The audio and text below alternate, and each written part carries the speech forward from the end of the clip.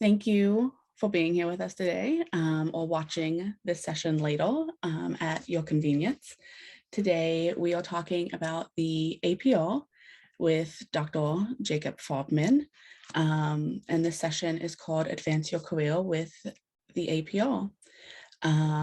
Whether you're looking to advance your career or position yourself in leadership, the accreditation in public relations credential might be the lift you need. Dr. Jacob Farbman is the Philadelphia PRSA APR chair, and he's going to share the ins and outs of what's involved and how earning this accreditation can help you. Jacob serves as the executive director of the New Jersey Center for Student Success, which supports the state's 18 community colleges in strengthening their roles to provide economic mobility for students. The New Jersey Center for Student Success is a part of the New Jersey Council for Community Colleges, the statewide nonprofit enshrined in state law that strengthens and supports New Jersey's 18 community colleges. Before we get started, I do want to let you know we have a great event coming up at the end of this month. It's our first in-person networking night at Victory Brewing Company in Philadelphia off of the Benjamin Franklin Parkway. I'm going to put in the chat the link if you want to register, and we will also send that out in the follow-up email. We also have another great event in May, Flip the Script with Chelsea Austin. So that will also be in the follow-up email. And I'll also put the link in the chat for that if you would like to join us. And Jacob, it's now your time to talk about the APR and let us know why it's a great thing for us all to get. Well, Rachel, thank you for the kind words and the kind introduction. Good to see you again. Hi, Garrett, welcome. Good to see you, and Lisa, good to see you, and for those who are watching remotely or asynchronous, good to see all of you. So it's tough to put into words just how beneficial the APR has been for me. I mean, I think back all those years ago to when I went and got it. I knew when I was in graduate school it was something I was going to want to do eventually in my career. I got my 5 years of full-time experience in, and I went through the readiness review panel process. I took the exam, I passed it, I've maintained my accreditation since. And for me personally, I mean, it was just well, one, my employer, my boss at the time really appreciated that I did that, and gave me a significant raise once I got it. But then secondly, it also gave me personally the fortitude to say, you know what, I can do professional development. I can do continuing education while working 2 jobs. Because I'm also a professor at TCNJ in addition to my work with the council here. And so it fueled me to go back to school and get my doctorate. And once I got that, that also changed my life for the better. So for me personally, the APR has been terrific. And I've heard stories from friends and colleagues about how the APR has changed their lives. It gives them access to opportunities that they otherwise would not have. So I'm going to talk a little bit about the APR process itself. I've got a little PowerPoint I'll share with all of you here, sharing my screen in a moment. And I'm happy to answer any questions you folks may have along the way. So just feel free to interrupt if you have any questions. And so away we go. Now I might need you to tell me if you can see my screen or the notes section. Can you see the screen or the notes section, Rachel? I can see the screen. All right, good, because I always get confused having 2 monitors.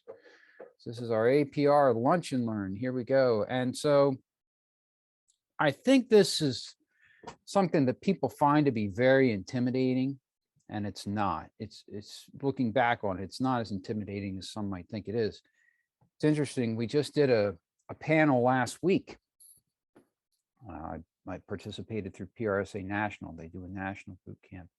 And I did a panel for someone in the South, and she was so well prepared and so polished. And it was probably the best readiness review panel I'd ever seen. And when she concluded, my fellow panelists, they were like, wow, you know, this wasn't like it. When we did this, we got grilled. they asked us all these questions, and, she was just so polished, we didn't have to ask her anything. So you'll see when I tell you a little bit about how this process works, you'll see it's really not as intimidating as people make it out to be. Of course, everyone always has, most people have a fear of the unknown. So hopefully what I share with you will help make this known and help increase your comfort level with all of this. So the APR is our professional accreditation. In PRSA, I think we have 24,000 members nationally. Of those 24,000, about 4,000 or 5,000 of us that are accredited.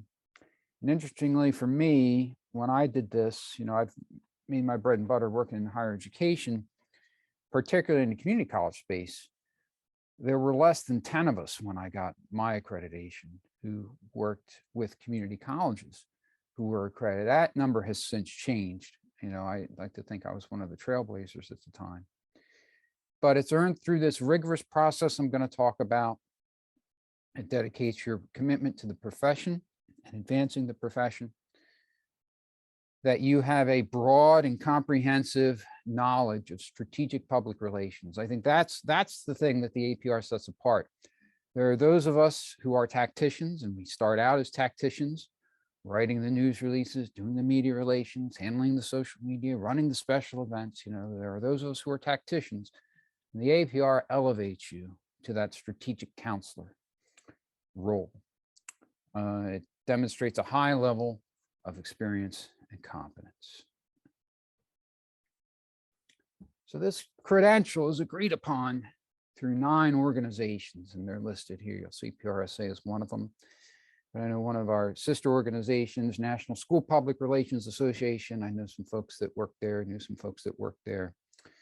They also recognize the credential, Southern Public Relations Federation, so on and so forth. So there's a universal accreditation board that oversees all of this, and it's made up of representatives from these organizations that accept the APR as a professional credential. So who's eligible? If you're a member of PRSA, you're eligible. It's recommended that you've had 5+ years of full-time experience or teaching or administration of PR courses at an accredited college or university. Reason why this is important is because of the test itself. And I've had the honor, pleasure, torture of sitting on one of these 4-hour Zooms where you work with other APRs and you test some of the questions and you craft some of the questions that are going to be on the exam. It's a good learning experience, but boy, 4 hours on Zoom is tough. But basically, I can tell you that the questions on the exam itself, it's not like a college exam where you're asked to recite information or regurgitate information. It's not the case. I think there are 170 questions, and probably 150 of them are scenario based. You're the public relations director for a power company. Your chief customer service person calls you and says, we're getting complaints from the residents about A, B, C, D, and E. Then it says, what are the first 3 things you do? And then you're given 6 answers. And you read the first one, well, I do that. Read the second, oh, I do that. Third, you do all 6 of them. But then you have to backtrack and say, okay, what's this APR process model, this RPI, research, planning, implementation, evaluation? What's this RPI model? And how would I answer that question through that framework? And so it's really, the reason why it's recommended to have 5 years experience is because it's not the same as taking a graduate exam. It's not the same as taking an exam in an intro to PR or an advanced public relations course in college. It's very much based on your experience and your knowledge and your application of the RPI model in the real world and how you would apply it to all these different scenarios. You may be a public relations person in government, schools, for-profit, nonprofit, but when you're in that testing center taking that exam, you're going to be given scenarios as if you were the PR director for the White House, or the PR director for a governor, or the PR director for a power plant, or the PR director for a sewage company.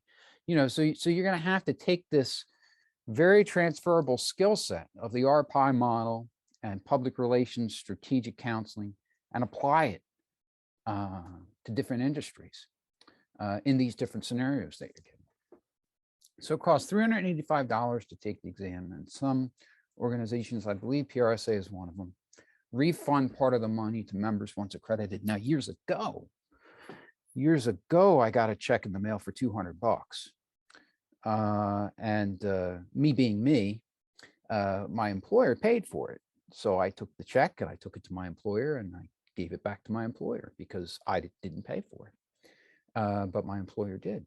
And so some associations refund the money. I think it's the case here. I don't know how much the refund is nowadays. It's been years since I've taken the exam, but I believe PRSA is one of them. Now, the APR is good for life, but you do have to maintain it. You do have to get CEUs every 3 years. I'll talk a little bit about that in a minute. You do have to get CEUs every 3 years. Every 3 years, you fill out a form, you pay $75, and you get your reaccreditation. And it's not that difficult to do. Hey, Jacob, Yes, we have a question in the chat. Can you repeat sure. the Yeah, I name? can't see the chat, so great. Yeah. Can you repeat the name of the model you mentioned? Sure. RPI, research, implementation, or no, excuse me, research, planning, implementation, evaluation. Research, planning, implementation, evaluation. So basically, every communication campaign through the lens of the APR framework should start with research, whether it's a client interview or an interview of management. Find out what the problems are, what are the perceived problems, what are you doing that's working, what's not working, what are we trying to accomplish, that type of thing. Then you identify the audiences, right? You do a whole situation analysis. You do some research with the audiences, whether that's quantitative, qualitative, focus group interviews, surveys, so on and so forth, to try to get a baseline as to where your primary audiences stand on the issues or the challenges your client's trying to face and overcome. And that's within the plan itself. And then you write out the plan as far as what is the objective, what are the strategies and tactics to meet that objective, right? And then how would you evaluate, or how did you evaluate the success of the plan? Research, planning, implementation, evaluation, RPI. So that's the model.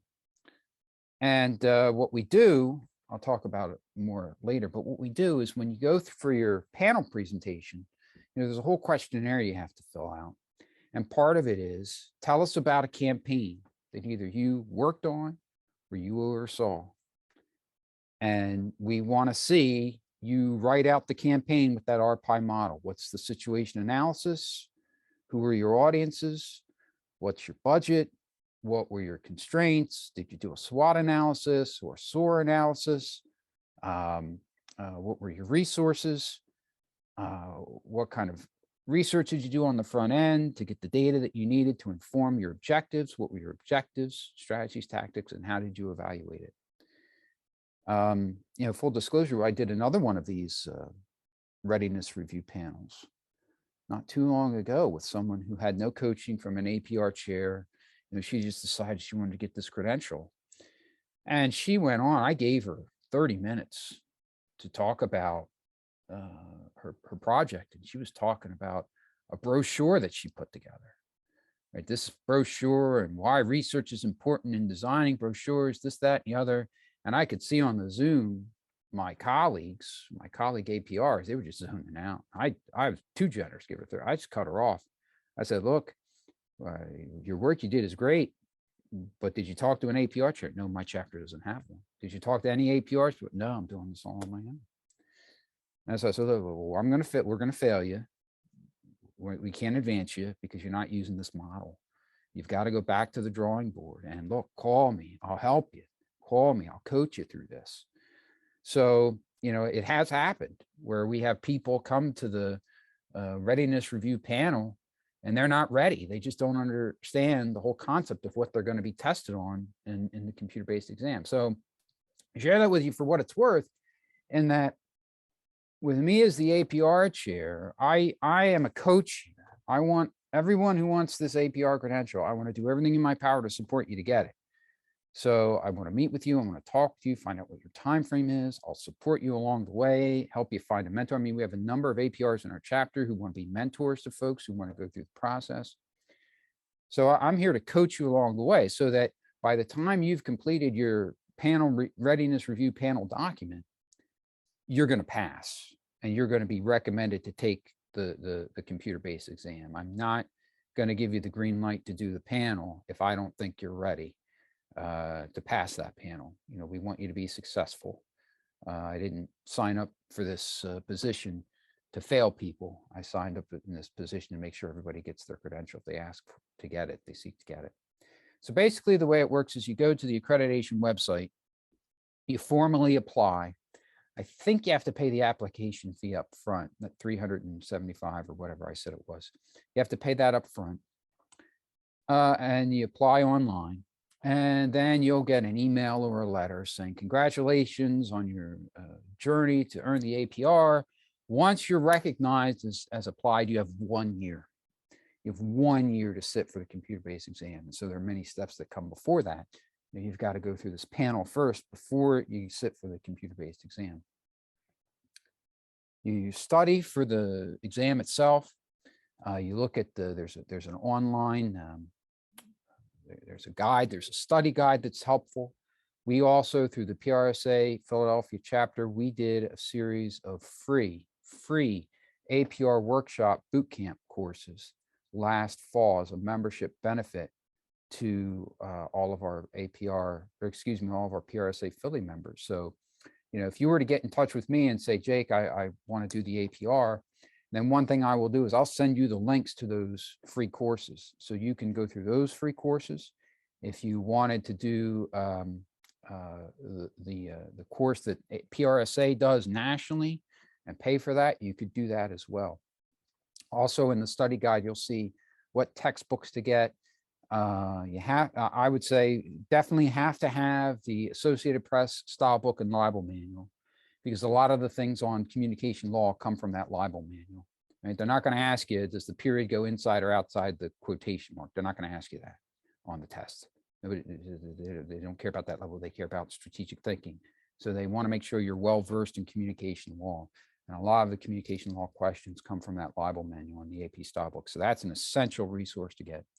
But any of the other textbooks that are recommended on that list, I mean, I have all 9 of them here on my bookshelf. Any one of them would work. Any one of them that you could get your hands on would work. But even if you were to read the textbook cover to cover and study it and make notes and this, that, and the other, and same with the AP style book, you know, you wouldn't be ready to pass the exam because so much of it is experiential, you know, experiential through that RPI process, research planning, implementation, evaluation, and how you frame the work that you do and how you can bring that experiences into both the readiness review panel and the exam itself. So another question for you, Sure.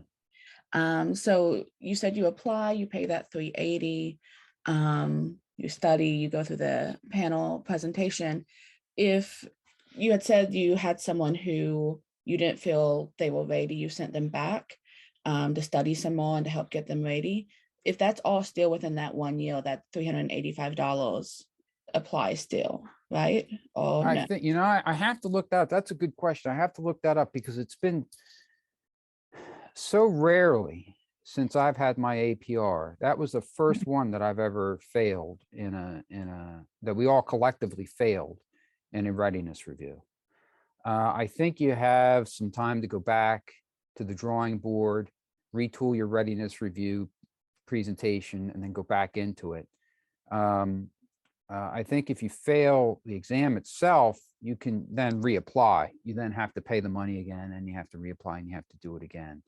Let me look into what if you don't pass the readiness review? What happens next? As far as it's so rarely, it's only happened once to me since I've had my APR that I haven't seen it before. So I'll find out, Rachel, and I'll send you an email once I know for certain. I should know it, but unfortunately I just don't. It's so rare. Yeah. And again, this is why working with someone like you is important to make sure you pass that presentation, right? Yeah, absolutely. I mean, that's the whole key is that I want everybody who wants that APR to get it, you know, to get it. And the thing is, it's very it reminds me to write in a dissertation. It's very personal, right? You're not in a class with other students with a specific timeline that says this is due here, this is due here, this is due here, right? You've got to plan this out yourself. Like I said, you have a year. I've seen some people who say, okay, I'm going to wait till the very end of that year to do the readiness review, and then 2 or 3 days later, I'm going to take the test. And then I've seen some people who, the model I used was, okay, I used the first few months to prepare for the readiness review, to study and prepare for the readiness review. Once I got through the readiness review, that was maybe in June. Then I knew, okay, I'm going to take the exam in November, like I had from January to December. I'm going to take the exam in November before Thanksgiving. So then I had a little bit more time to study the things my coaches on the APR panel told me to study.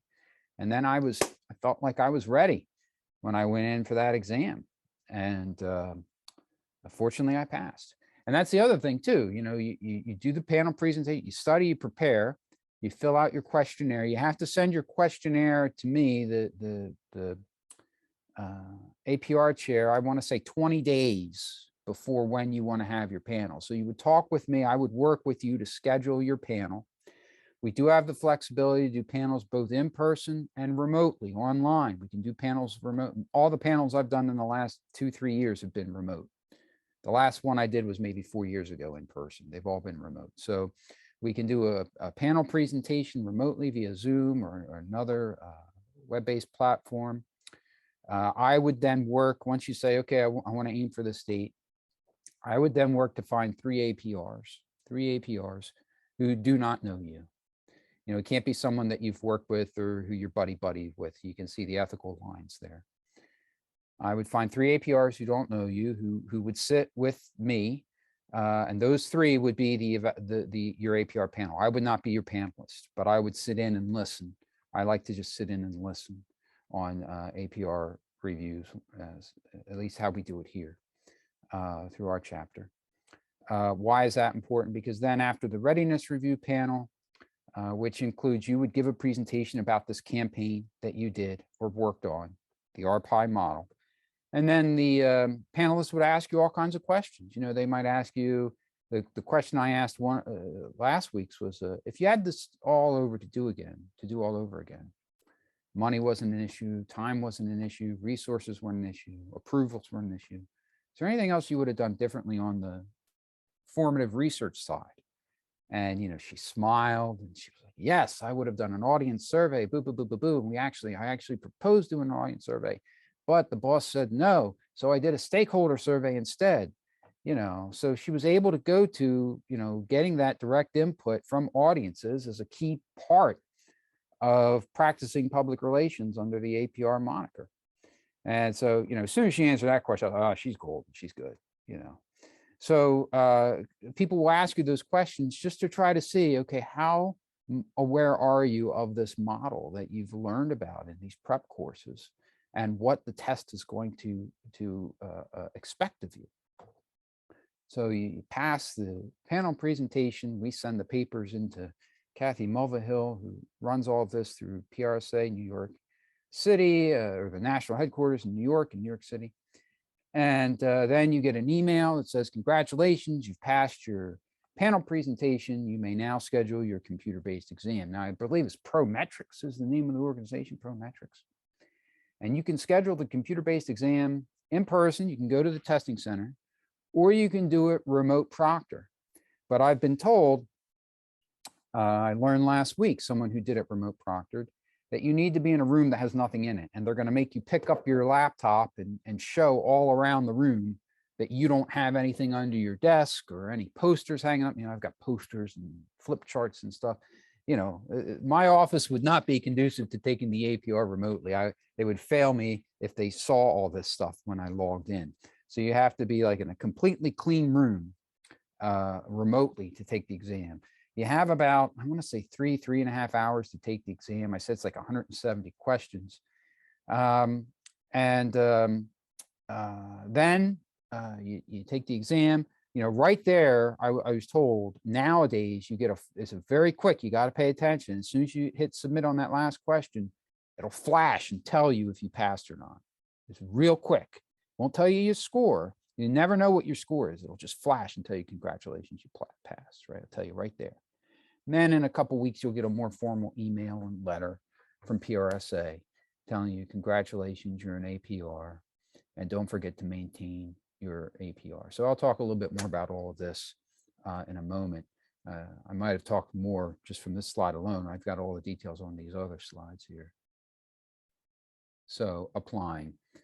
So again, it's at your own personal discretion. You've got to find the best time in your life to do it. And, you know, I guess somebody once told me, if it's important, you make time. It's important you make time. And I've talked to a lot of people over the years who say, yeah, Jake, I want to get my APR. Okay, great. Give me a call. Send me an email. Let's set something up. See him a few months later. You know, Jake, I want to get my APR. A few months later, you know, Jake, I want to get my APR. So I have an open door invitation to every member of Philadelphia PRSA that wants to get their APR, but ultimately you've got to make the determination that, yes, I'm going to go do this. You know, I can support you. I can coach you along the way, but I can't force you to do it, nor would I. You've got to want it more than anybody else. So take a look at the website, see what the process is. If you want to schedule a time to talk with me one-on-one, I'm happy to do that also. You print the application form. It says print the application form, but it's all done online now. It's nothing print. It's all an online form now. You submit it, you submit the payment, you receive notification, you're eligible to now prepare for the readiness review. And what you want to do is you want to reach out to the APR chair, because again, I'm the one who's going to be coordinating all of this for your panel. Now you do have the option. I will say this, you do have the option to go through PRSA National and do the PRSA National Boot Camp, where I don't recommend it, but where you would work through PRSA National and you would go to a national boot camp, do an online readiness review, and then within the next like 4 or 5 days, you'd sit for the exam. Now that's just what happened last week. I participated as a readiness review panelist for someone, but she was so impressed. I mean, she was a dynamo. I mean, I read her document. I was like, she's going to pass with flying colors. We didn't. Not everybody is that well prepared, is my point. So I always recommend to folks, look, you go at your own pace, work with me, because then we can arrange things so that if your panel comes back to you, like if her panel would have come back to her and said, you need to read more about running a PR agency, or you need to brush up on law, or you need to brush up on how to write an objective, you know, she wouldn't have had time to prepare for any of that. And she would have taken this test and she may not have done as well. So the idea is that, you know, you want to build some time. Again, it's different for each person, but I always recommend you want to build some time in between the panel and when you would sit for the exam, so that you can address any shortcomings your panelists might share with you, because that's the point of having the panel. You know, you hear from the veterans of PR who have their APR and have their fellows, and they talk about, oh, when I did it in my day, I had to practically defend a dissertation about the history of public relations to my panel. And if they asked me who the father of public relations was, and I answered Ivy Lee, and they expected Eddie Bernays, they failed me. You know, it's not like that anymore. You know, the folks that do these panels, we're coaches to you. We're coaches. We see where you are based on your readiness review document, based on your presentation, and we share with you from 3 different perspectives what we think you need to touch on so that you go in and you pass that test, right? It's not show me you're worthy to have this APR credential. That's not the mindset anymore. Not since I've been APR chair, not since my predecessors, Suzanne Fitzgerald and Ozzie Schoenstein, both at Rowan University. You know, they ran it the same way, you know, that they were coaches to the candidates to help them get their credential. And I vowed to them when I took this position that I was going to run it the same way. So again, you have a whole year and you just want to pace it out. Okay, so like I said, there's a study guide online. There are some sample questions online you can take a look at. But also, like I said, through PRSA Philadelphia, we have that free resource we put together. Those are all Zoom recordings that are available through specialized links. I can share those with you. You sign up to take the APR and you reach out and you say, Jake, I need some study stuff. Well, I can get those to you so you can take a look at it as a member of PRSA Philadelphia. They do have some, like if you were to sign up for the national PRSA study group or PRSA course, you could form a study group if you wanted to, if we had enough people. through our chapter that we're going through at the same time. I suppose we could put a study group together if it would be helpful. Full disclosure, we have 3 that I know of in the pipeline who are still in the pipeline. They've told me they're interested. Either they have applied or they're considering applying. Three right now. And that's the website right there, praccreditation.org. It's got all this information for you. Okay. So the panel. The idea is that you have to demonstrate, as I said earlier, the RPI. You see the 2 different acronyms, RPI and RACE, they're the same thing. Research, action, communication, evaluation. Action means writing the plan. Communication means executing the plan. E means evaluation of the plan. So they're both the same. Research, planning, implementation, evaluation. They're both the same, just different semantics here. But that's the whole idea, is that that's the model. All right. And this document asks you about your organization, your role. Why do you want to get your APR at this time? There's several areas that aren't easily judged on a computer-based exam. So, we want to see your communication skills, your presentation skills, logic. Trying to think of what some of them are, but there are 10 specific. If you look at the readiness review information that's on the PR accreditation website, you can see what's going to be expected of you. What are the skills we're assessing? They're not the ksas for the exam. I'll talk about the ksas in a minute. But there are a set of other, writing ability from the document, ability to answer questions on the fly, that type of thing. So, like I said, it's 3 members. Okay, three members, and we will make a recommendation based on your presentation, whether you advance to take the exam or not. And as I said, in my experience, I've done a number of these panels. It's only one where, at least when I was the panel chair, I said, oh, that's it. I gave you 30 minutes. We haven't seen it, And I was much more politically correct and professional about it with her, and sensitive.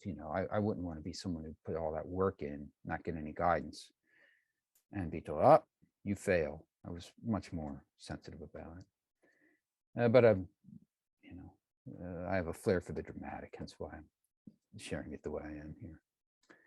So the computer-based exam is 100% multiple choice questions. It's not adaptive, right? So it's not like the GRE or the SAT, so that if you get the second question wrong, then instead of getting all these questions and driving up your score, you get all these questions and you're going to max out the score. It's the same, no matter how you answer, and you can flip, you can jump around. So test taking strategy, I always say to people, okay, you get in, you sit down for the test, and I think you're allowed to bring a pencil and a sheet of paper into the exam room. That's it.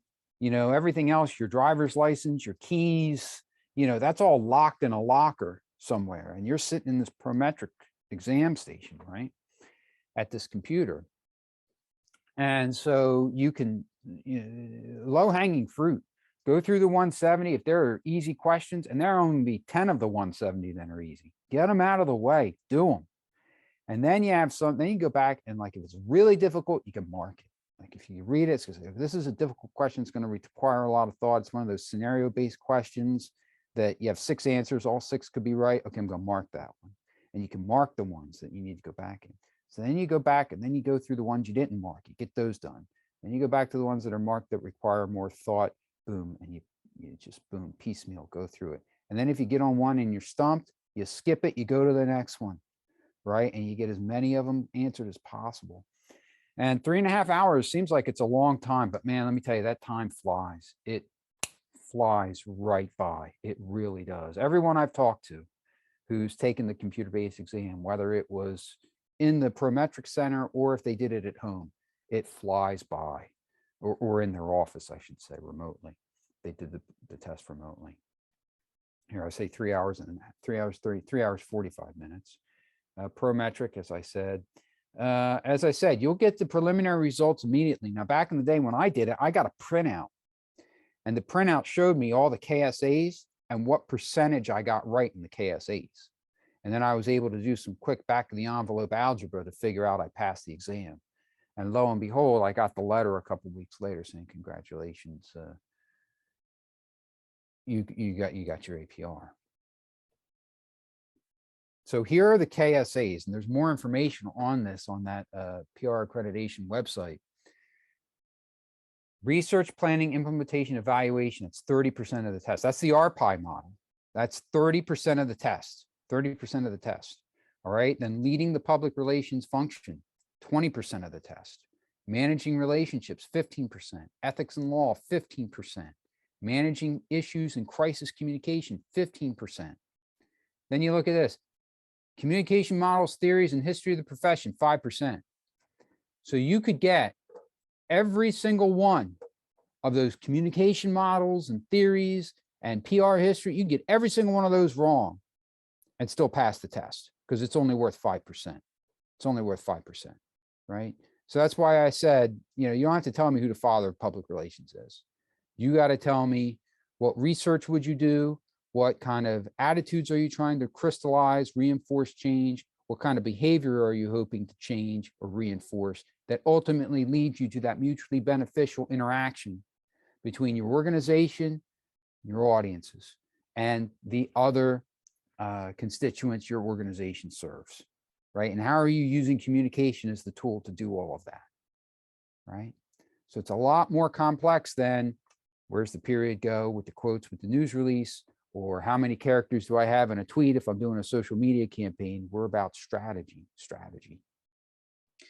What is the percentage you need to pass the test? 70%. 70%. So what I did was I saw how many of these questions I got right on the printout. Back in the day, it was a printout.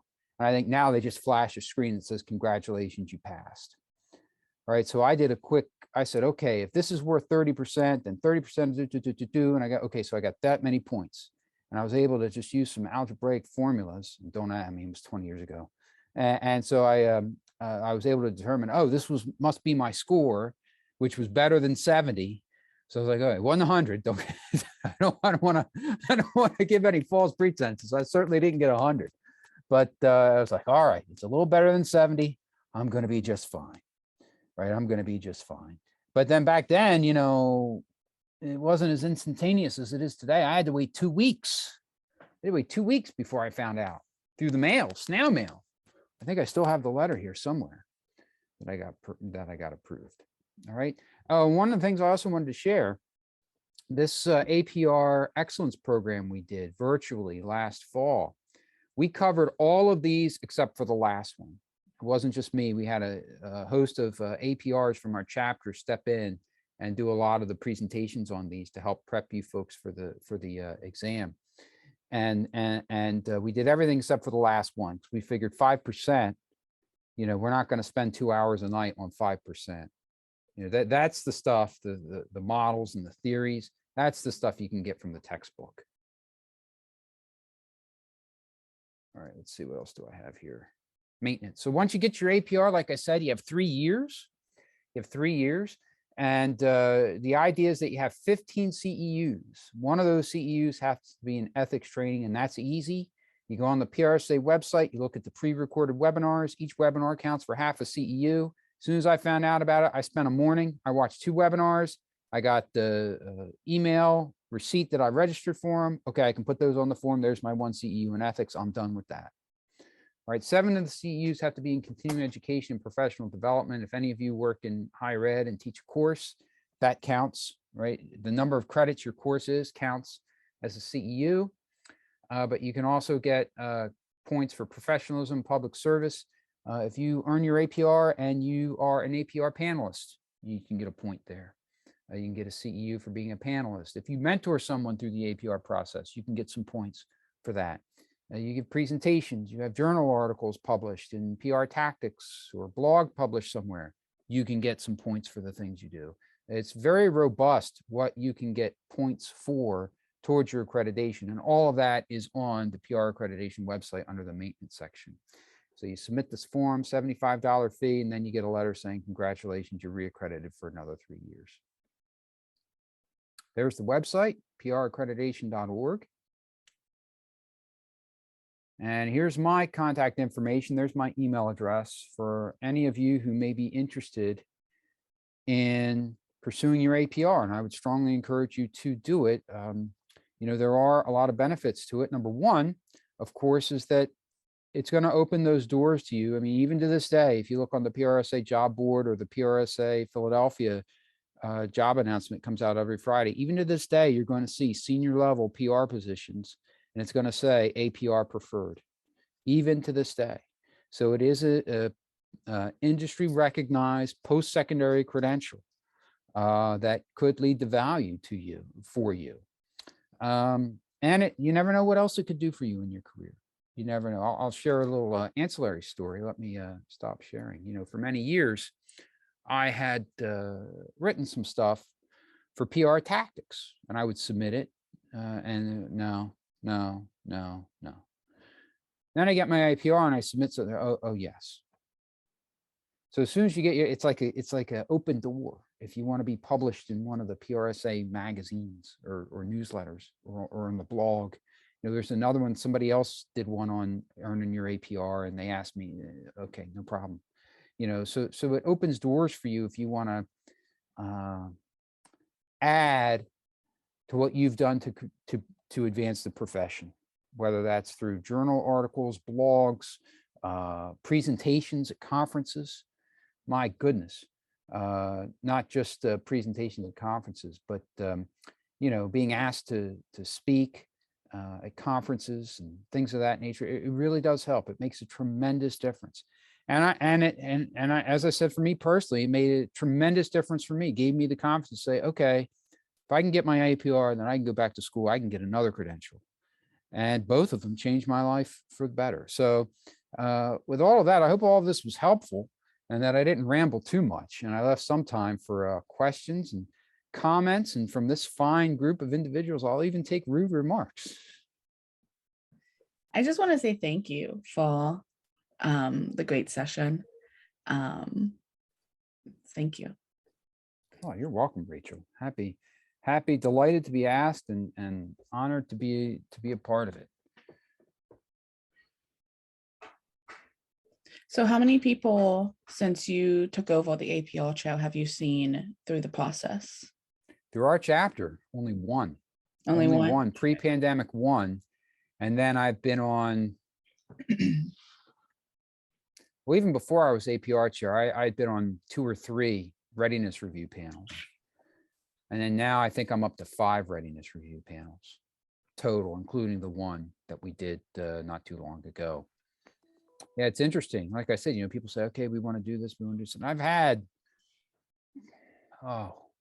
probably a dozen people I've talked with.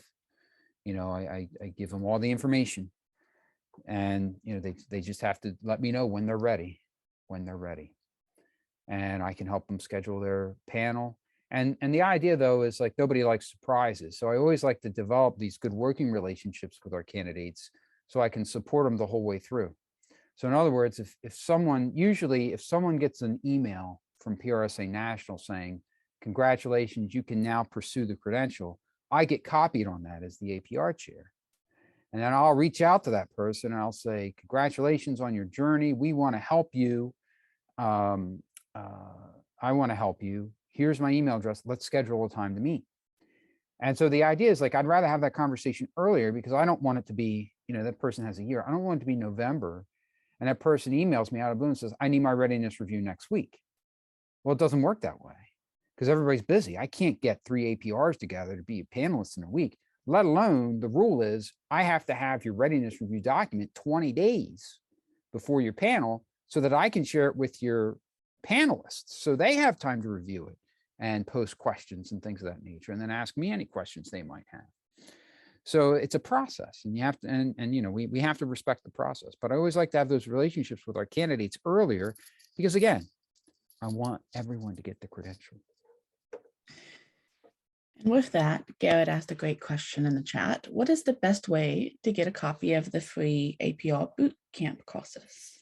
So Garrett, if you were to sign up to take the APR and you get that email that says, congratulations on your journey, then you reach out to me. And I can send you those. I have the links to all of them.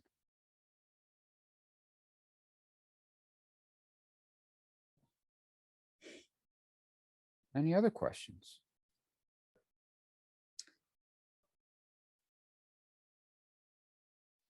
Is it possible to review the boot camp information before signing up? Well, we have a lot of boot camp stuff that's on that accreditation website. So I would hope, yes. I mean, we did open it up to all members of PRSA Philadelphia. I'll have to check. I mean, we have some caveats to it, right? Because it's content we used to charge for. And so we did it as free membership benefit for members. I'll have to check. Garrett, can you put your email address in the chat or chat me privately? Send me your email address and I'll reach out to you.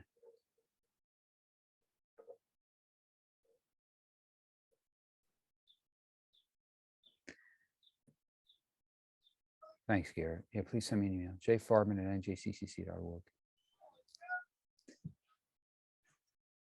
Well, with that, I think we're good.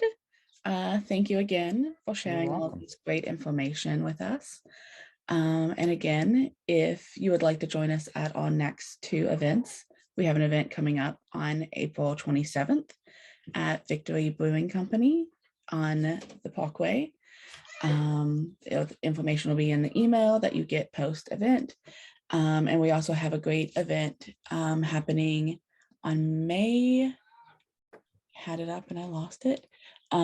12th at noon. So again, one of those lunchtime sessions with Chelsea Austin, who is a vital speaker and advocate. The session will be talking about, overcoming self-doubt, warning signs of burnouts, and, a true definition of what success is and how to achieve it. So we hope to see you there. And again, thank you for being here, Jacob and Garrett, and we hope you enjoyed this video to everyone who's watching. Rachel, thank you. And thank you for your leadership on the board.